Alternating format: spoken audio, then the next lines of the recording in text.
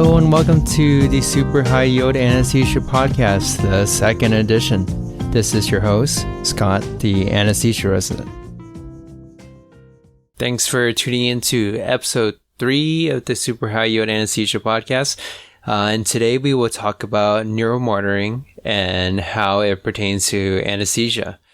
So to give you a rough outline, we'll talk about the different types of neuromonitoring. So things like the somatosensory evoked potentials, SSEP, motor evoked potentials, MEEP, EMG, Brainstem auditory evoked potentials, BAEP, and visual provoked potentials, VEP. So this should be a relatively quick episode and hopefully gives you an idea of why people do neuromonitoring during these cases and what they are, and basically how it affects our anesthesia. So before you listen to this episode, I would really appreciate it if you take the time to do the pre-survey now. And like the previous episode is one question. I'm hoping that you could do the post-survey question as well after you listen to this podcast. All right, with that said, let's go ahead and get started. So first of all, the reason why there is neuromonitoring in neurosurgery cases is essentially you want to make sure that the nerves are still intact, because for spine surgeries, they are obviously working with the spinal cord. So they want to make sure that the spinal cord is still working. It's perfused okay. So then they know there's no damages. And same thing for craniotomies, where if they're working in a region that deals with sensory or motor output, they want to make sure that if there's any damage to it during the procedure. Okay, so we'll kind of go through the types of neuromonitoring one by one. And the first one is somatosensory evoked potentials, abbreviated as SSEP. And essentially, at the beginning case, you'll see the neuromonitoring person put a bunch of needles with wires in the hands, feet, as well as the scalp. And for the SSEP, it sends electrical signals, so like it elicits a cyclical, repetitive signal at the peripheral nerves. It travels up the posterior column and the medial lemniscus pathway, and it's all measured at the level of the subcortex, so the upper cervical spine, inion area, as well as the cortex, or the scalp area. So the SSEP is useful in measuring the integrity of peripheral nerves, the dorsal column, brainstem, subcortex, and sensory cortex of the brain. Because it takes an aggregate of all the signals, it could take a few minutes for it to achieve a waveform on the neuromonitor's screen, as opposed to other types of neuromonitoring, which we'll discuss later. High yield things to know about this. The lower extremity SSEPs follows the anterior cerebral artery distribution, and the upper extremity SSEPs follows the middle cerebral artery distribution, which kind of makes sense because for lower extremities, the anterior cerebral artery supplies the region of the brain that deals with lower extremities, and the middle cerebral artery supplies the same regions for upper extremities. High yield point for SSEPs is for volatile anesthetics, things including nitrous oxide. It decreases the amplitude and increases the wave latency. So basically, our volatile anesthetics is going to affect their SSEPs, and therefore they would prefer that we use the TIVA method to deliver the anesthetic, and TIVA stands for total intravenous anesthesia. But the thing about the volatile anesthetics, it does occur in a dose-dependent fashion. So you theoretically could run the SSEPs at 0.5 Mach and lower, but anything above that, you're running into issues with their neuromonitoring.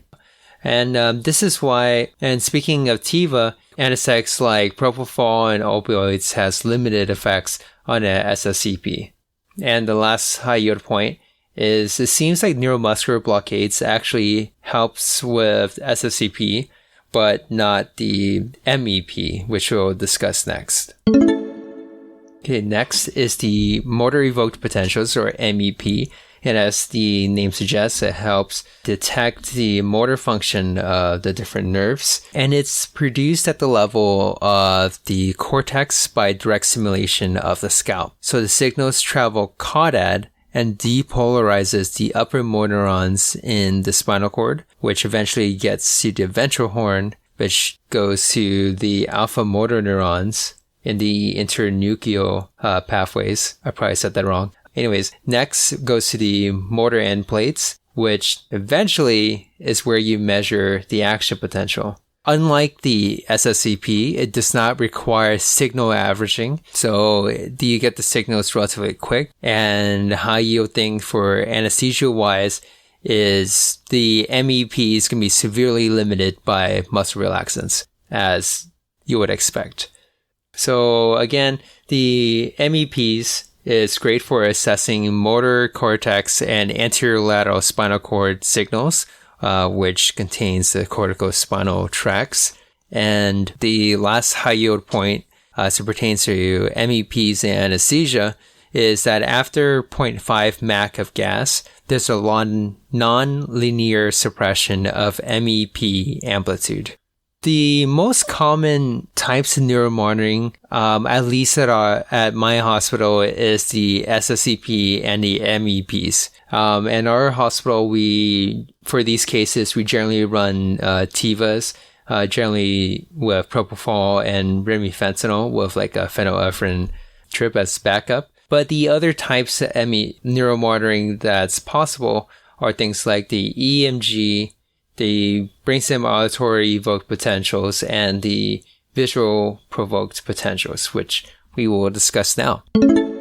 So for EMGs, it's continually assesses the integrity of peripheral or cranial nerves, and it sends electrical current, which is elicited through the nerve, and the signals can then be monitored. Like the MEP is very sensitive to muscle relaxants, and other high-yield things to know about it is EMG is sensitive to mechanical and thermal injury. So it could be used in trauma cases.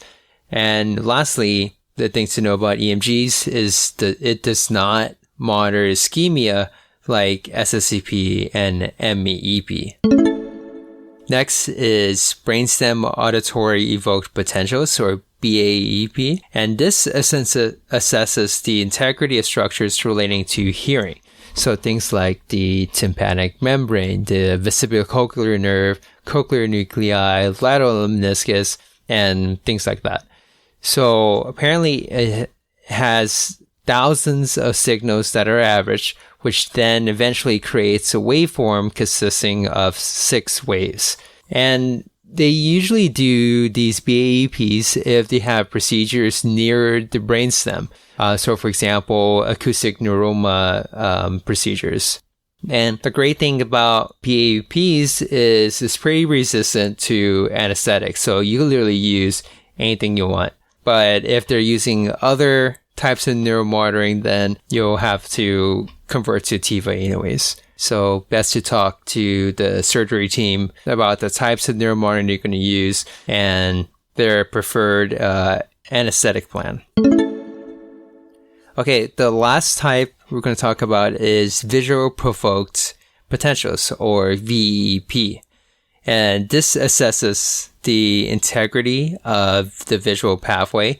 So things like the eye, optic nerve, optic chiasm, and visual cortex in the occipital lobe. The unfortunate part is it's super sensitive to any type of anesthetic. So it's, whether it be TIVA or gas. So it's not often used because it's very difficult to administer in the setting of anesthesia. Okay, the last topic is why is knowing neuromonitoring important for anesthesia. So basically, it helps determine the type of anesthesia that we can use. Like we already alluded to, it means the difference between being able to use our volatile gases, volatile anesthetics, or doing a TIVA, or perhaps doing a little combination of both. And also knowing the pathology that the surgery team is trying to correct can help clue you in on the types of monitoring that they're going to use. So for example, if the patient's going in for laminectomy, then most likely the team will use MEPs and SSEPs, considering they're going to be working with the dorsal aspect of the spinal cord.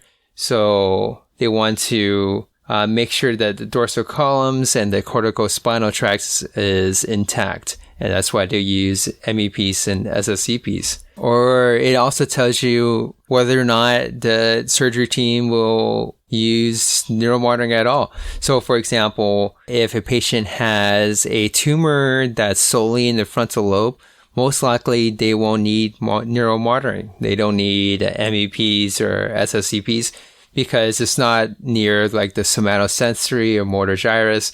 So they won't have to monitor those areas of the brain. And of course, though, even if knowing this stuff, you're able to kind of anticipate the type of neuromonitoring need, it's always a good idea to communicate with the surgery team what they prefer.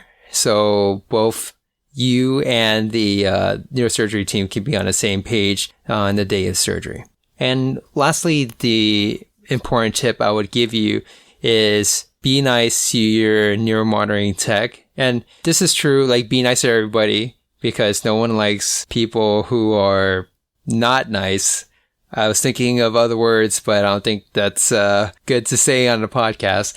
But essentially, be nice to your neuromonitoring tech, because they can also tell you valuable information to you, such as things like patient's depth of anesthesia.